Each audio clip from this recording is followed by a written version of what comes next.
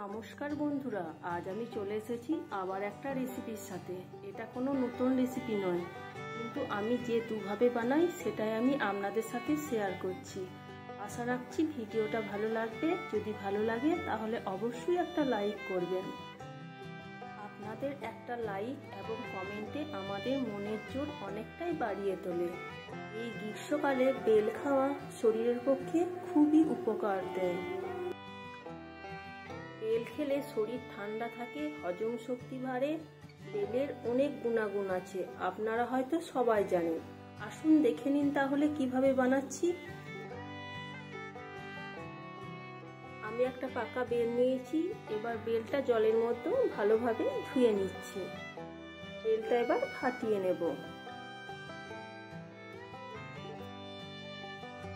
এবার ভেতরের অংশটা আমি এই চামচের সাহায্যে বের করে নেব।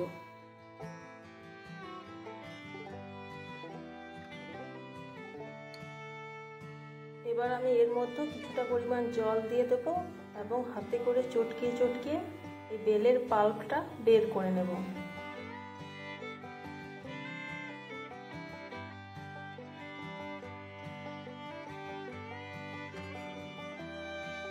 এবার একটা ছাঁকনির সাহায্যে এটা ছেঁকে নেব।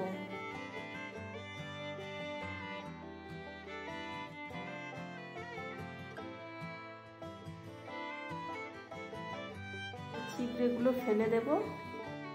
পাল্পটা আমার রেডি হয়ে গেছে। এবার আমি এর মধ্যে 4 চামচ চিনি দিয়ে দিচ্ছি। মিষ্টিটা অবশ্য আপনাদের ইচ্ছে মতো দেবেন। এবার একটা হাতার সাহায্যে আমি নাড়াচাড়া করে চিনিটা আমি মিশিয়ে নিচ্ছি।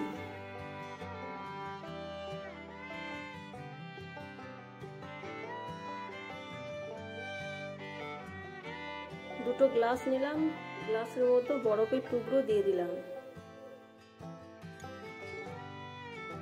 2 হাতা করে বেলের পাল্পটা দিয়ে দিচ্ছি।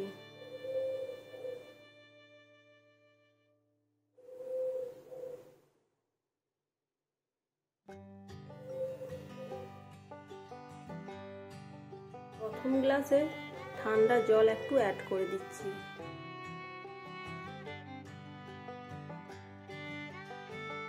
এবং দ্বিতীয় গ্লাসে রুম টেম্পারেচারে রাখা কিছুটা পরিমাণ দুধ দিয়ে দিলাম।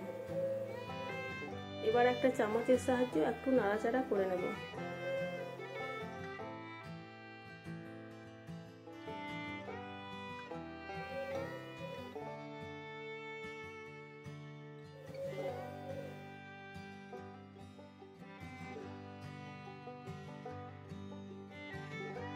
বন্ধুরা, আপনারা বাড়িতে কে কেমনভাবে বেলের শরবত বানান অবশ্যই কমেন্ট করে জানাবেন।